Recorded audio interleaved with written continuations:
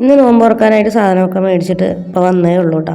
അപ്പോൾ എല്ലാം ഞാൻ ഉണ്ടാക്കാൻ പോകുന്നേ ഉള്ളൂ. അപ്പോൾ ഞാനിവിടെ നിന്ന് ഒരു 4 മണിയൊക്കെ ആയപ്പോഴാണ് കേട്ടോ അവിടെ നിന്ന് സാധനം മേടിക്കാനായിട്ട് ഇറങ്ങിയത്. അപ്പോൾ ഞാനിന്ന് ഷോപ്പിലോട്ട് പോയിട്ടുണ്ടായിരുന്നില്ല, അല്ലെങ്കിൽ വരുന്ന വഴിക്ക് മേടിച്ചിട്ട് വരായിരുന്നു. അപ്പോൾ വൈകുന്നേരം ആയപ്പോഴാണ് ഇറങ്ങിയത്. അങ്ങനെ ഞാൻ 5 മണിയൊക്കെ ആയപ്പോഴാണ് തിരിച്ച് വന്നത്. അപ്പോൾ ബീഫും നെയ്ച്ചോറും വെക്കാമെന്നാണ് ഇന്ന് വിചാരിച്ചത്. അപ്പോൾ ഞാൻ കൊണ്ടുവന്നതും ബീഫ് ഒരു ബൗളിലോട്ട് മാറ്റി വയ്ക്കുകയാണ് കേട്ടോ. അപ്പോൾ ഇനി ഞാൻ ഒന്ന് ഡ്രസ്സൊക്കെ മാറി എന്നിട്ടാണ് കിച്ചണിലോട്ട് കയറുള്ളൂ.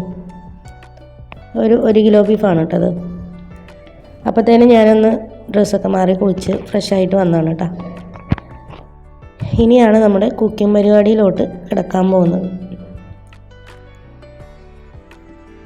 അപ്പോൾ പിള്ളേർ പള്ളിയിലോട്ടൊക്കെ പോയി വന്ന് ആ ഒരു സമയത്തിനുള്ളിലൊക്കെ ഫുഡ് ആക്കിയാൽ മതി. അത്രയും സമയമുണ്ട് അവരവിടെ വരും. അപ്പോൾ ഞാൻ വന്നതും ചാവടയിൽ നിന്ന് വെക്കം വരാം.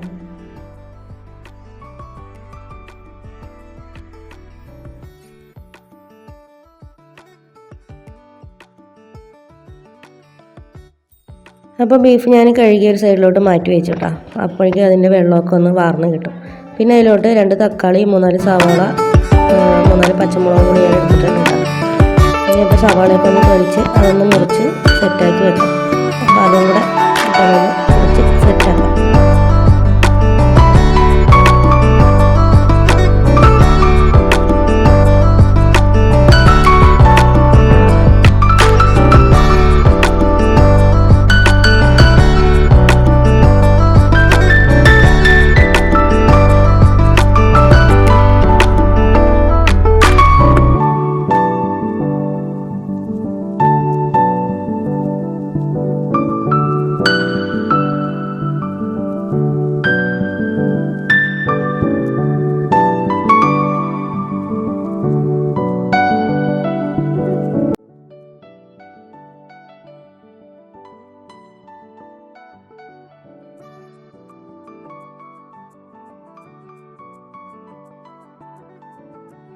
അപ്പോൾ സവാളയൊക്കെ തൊളിച്ച് കഴിഞ്ഞിട്ടോ ഞാനൊന്ന് മുറിച്ചെടുക്കണം.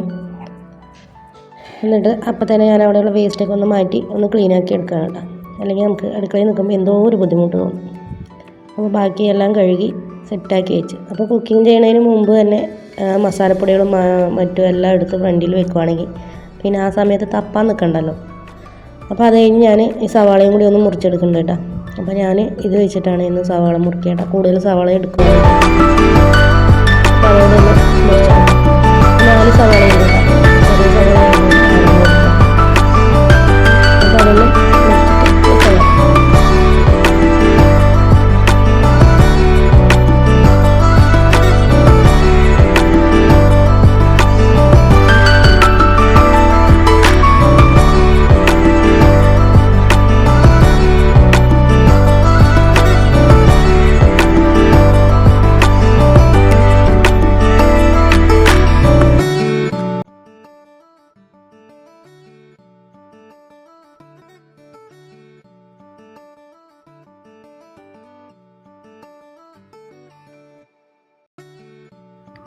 അപ്പോൾ അത് ഞാൻ മുറിച്ച് കഴിഞ്ഞോട്ടെ. സവാള മുറിച്ച് കഴിഞ്ഞ് 2 തക്കാളിയും കൂടെ ചെറുതാക്കി ഒന്ന് മുറിച്ചെടുക്കുന്നുണ്ട്. പച്ചമുളക് ഞാൻ നടുവേന്ന് കീറിയിട്ട് ഇടുകയാണ് കേട്ടോ. സാധാരണ ഞാൻ കുക്ക് ചെയ്യുമ്പോൾ പച്ചമുളക് അങ്ങനെ കീറി ഇടാറില്ല, എണ്ണയിലിട്ട് പൊട്ടിച്ചെടുക്കാറാണ് പതിവ്. പിന്നെ അങ്ങ് കീറിയിട്ടു. അങ്ങനെ മുറിക്കൽ പരിപാടി ഏകദേശം തീർന്നു.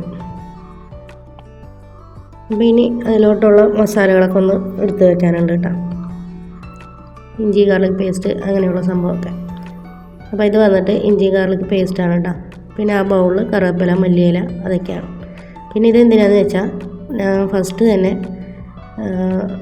തേങ്ങാക്കൊത്തൊന്ന് എണ്ണയിൽ വറുത്ത് കോരിയിട്ടല്ല, അതിനകത്ത് തന്നെ ഇട്ട് കുക്ക് ചെയ്യാമെന്ന് വിചാരിച്ചോട്ടെ. അല്ലെങ്കിൽ സാധാരണ ഞാൻ ബീഫൊക്കെ വയ്ക്കുമ്പോൾ തേങ്ങ ലാസ്റ്റാണ് വറുക്കാറ്. അപ്പോൾ ഇന്നത് ഒറ്റ പരിപാടിയിലങ്ങ് തീർക്കാമെന്ന് വിചാരിച്ച് തേങ്ങയും കൂടെ ഞാനൊന്ന് മുറിച്ചെടുത്തിട്ട് അതിൽ നിന്ന് പൂണ്ടിയിട്ട് മുറിച്ചെടുക്കുന്നുണ്ട് കേട്ടോ. പൂണ്ടാന്ന് വെച്ചാൽ തേങ്ങ ചിരട്ടയിൽ നിന്ന് സെപ്പറേറ്റ് ചെയ്യാം കേട്ടോ.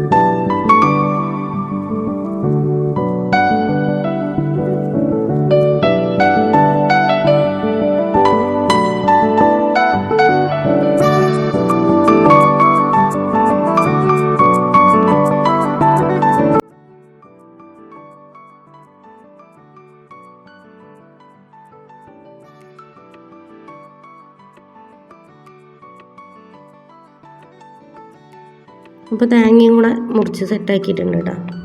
എങ്ങനെയാണ് മുറിച്ച് വെച്ചിരിക്കുന്നത് എൻ്റെ അമ്മേ. ഇനി അപ്പോൾ കുക്കിങ്ങിലോട്ട് കിടക്കാം അല്ലേ. അപ്പോൾ ഞാൻ മുറിച്ച് വെച്ചതും മസാലകളും എല്ലാം എടുത്ത് ഫ്രണ്ടിൽ തന്നെ എടുത്ത് വെച്ചിട്ടുണ്ട് കേട്ടോ. തേങ്ങ, സവാള, തക്കാളി, പച്ചമുളക്, ഇഞ്ചി ഗാർലിക് പേസ്റ്റ്, കറിവേപ്പില, മല്ലിയില, അങ്ങനെയല്ല. ഇനി നമുക്ക് കുക്കർ കയറ്റാം.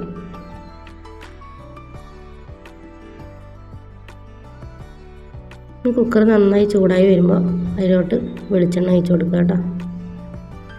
ആവശ്യത്തിന് വെളിച്ചെണ്ണ ഒഴിച്ച് കൊടുക്കുക. ഇനി അതൊന്ന് നന്നായി ചൂടായി വരുമ്പോൾ നമുക്ക് അതിലോട്ട് കുറച്ച് വലിയ ജീരകം കൂടെ ചേർത്ത് കൊടുക്കാം. ഉലുവയും ഞാൻ സാധാരണ ഇടാറുണ്ട് കേട്ടോ, പിന്നെ അങ്ങ് സ്കിപ്പ് ചെയ്താണ്. ഉലുവയും ജീരകവും നിർബന്ധമൊന്നുമില്ല, വേണമെങ്കിൽ ഇട്ടാൽ മതി. അത് കഴിഞ്ഞ് തേങ്ങാക്കൊത്തോടെ ഒന്ന് മൂപ്പിച്ചെടുക്കാം.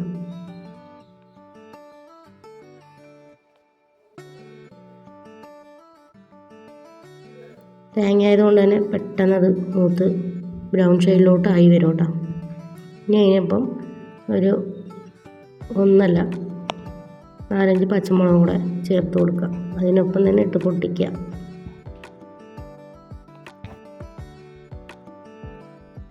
എന്നിട്ട് ഒന്നുകൂടെ ഒന്ന് ഇളക്കി കൊടുക്കുക കേട്ടോ. ഇനി അതിലോട്ട് മുറിച്ച് വെച്ച തക്കാളി, സവാള, കുക്കറിലായതുകൊണ്ടാണ് കേട്ടോ സെപ്പറേറ്റ് ആയിട്ട് വഴറ്റാത്തത്.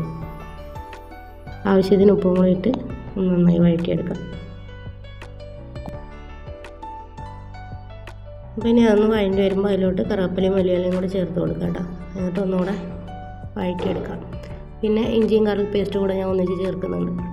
ഇനി ഒന്നും കൂടെ നന്നായി വഴറ്റിയെടുക്കുക. ഒന്ന് വഴണ്ടി വരുമ്പോൾ അതിലോട്ട് വേണ്ട മസാലകളോട് ചേർക്കുക കേട്ടോ. മഞ്ഞൾപ്പൊടി, കാശ്മീരി ചില്ലി, മുളക് പൊടി, മല്ലിപ്പൊടി, ഗരം മസാലയാണ് കേട്ടത്. അപ്പോൾ ഇതെല്ലാം ഞാൻ 2 സ്പൂൺ വെച്ച് എടുത്തിട്ടുണ്ട്. മഞ്ഞൾപ്പൊടി മാത്രം 1/4 സ്പൂണേ ഉള്ളൂ കേട്ടോ. അതും കൂടെ ഇട്ട് നന്നായി മിക്സ് ചെയ്ത് ഇളക്കിയെടുക്കാം.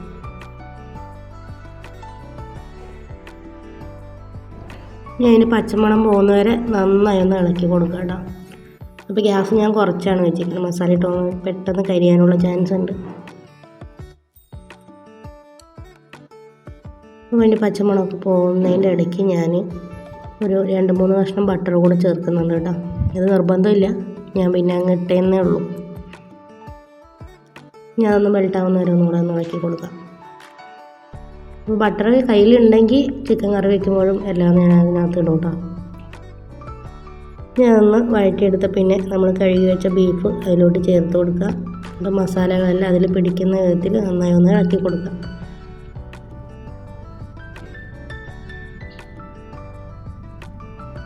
ബീഫെല്ലാം പിന്നെ കട്ട് ചെയ്തിട്ട് തന്നെയാണ് കേട്ടോ കിട്ടിയത്. ചില സമയം ബീഫ് കട്ട് ചെയ്യാതെ കിട്ടും. അപ്പോൾ എനിക്ക് കട്ട് ചെയ്തെടുക്കാനൊക്കെ ഇച്ചിരി പാടാണ് കേട്ടോ. കത്തി മൂർച്ചയൊക്കെ ഇല്ലെങ്കിൽ പിന്നെ തീർന്നു, അതിട്ട് കുത്തി വിളകിക്കൊണ്ട് ഇരിക്കേണ്ടി വരും.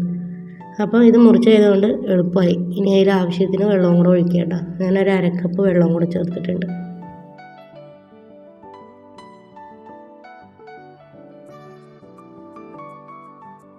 ഇനി ഒന്ന് ഇളക്കി പിന്നെ നമുക്ക് കുക്കർ അടച്ച് വെച്ച് ഒരു 4-5 വിസിലടുപ്പിക്കാം കേട്ടോ. ഞാൻ 4 വിസിലേ അടുപ്പിച്ചുള്ളൂ. നല്ല വേവുള്ള ബീഫൊക്കെ ആണെങ്കിൽ 5-6 അങ്ങനെ പോകും. 4 വിസിലിൽ എൻ്റെ ബീഫ് വെന്തു കേട്ടോ. അപ്പോൾ വിസിൽ വന്നു. ഇനി എയറൊക്കെ പോയ പിന്നെ തുറന്നു. ബീഫ് നന്നായി വന്നിട്ടുണ്ട്. ഇനി ഇതൊന്ന് ഞാൻ എടുത്തിട്ട് ഒന്നുകൂടെ സെറ്റാക്കി എടുത്താണ് കേട്ടോ ഈ ബീഫ്. വെള്ളം വറ്റിച്ച് ഒന്ന് ഫ്രൈ ആക്കി എടുക്കണം. അപ്പോൾ ഇതാണ് ഇന്നത്തെ ബീഫ് കറി.